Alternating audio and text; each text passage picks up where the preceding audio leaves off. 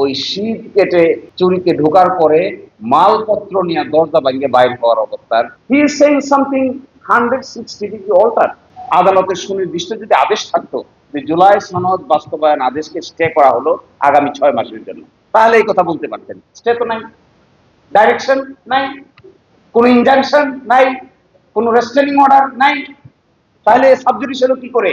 শুধু কারণ দর্শাতে বলছে আমাদেরকে। তা আমরা কারণ দর্শায় পার্টি হব, শুনানি হবে, দীর্ঘদিন চলবে, ততদিন পার্লামেন্ট হাত পা গুটা বসে থাকবে, ততদিন জুলাই সনদ বাস্তবে রূপান্তরিত হবে না। তো আমি মনে করি এই রাজনীতিটা বোঝার বাকি আর কোনো লোক এই জগতে নাই।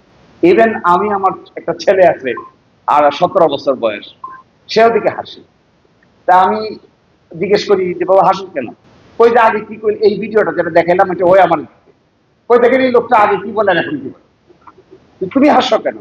তুমি এটা বুঝতে পারো? ইংলিশ মিডিয়াম স্কুলে পড়ে, সাধারণত এত খবর রাখা লোক এরা না, এরা হলো জেনজি টাইপের, একেবারে আইডিয়াল জেনজি। তো তুমি হাসো কেন? ওই look look what he saying. তো বললাম যে এটা কোথা থেকে পাইছো? বা আমার কাছে ফেসবুক ফিডে আসছে, দিস পার্সন কে অমুক, হি সেই তোমাকে না দেখলাম ওনার সঙ্গে তুমি আলাপ করতেছো, যে ঐকমত্য কমিশনে আলাপ করতাম, ওনারা বিভিন্ন কথা বলতো, এই ভিডিওগুলো ওরা দেখতো, দেখে বলতেছে he is saying something 160 degree alter. আগে কি কইছে এখন কি বলে?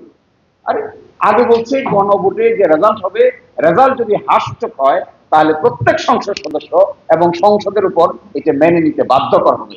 এটা ছিল আগের কথা। এইবার এসে বলছে যদি সংসদ বসে, যদি এটা করা হয়, যদি ওইটা করা হয়, যদি সেটা করা হয়, তখন ভেবে দেখা যেতে পারে কি করা যায়। এর মাধ্যমে সবচেয়ে বড় অসুবিধা যেটা হয়েছে এটা হলো জুলাই অভ্যুত্থানের যারা শক্তি ছিল তাদের মধ্যে অনাস্থার পরিবেশ তৈরি হয়েছে। That is what is the main damage. এটাই হবে জাতির জন্য সবচেয়ে বড় ক্ষতির কারণ।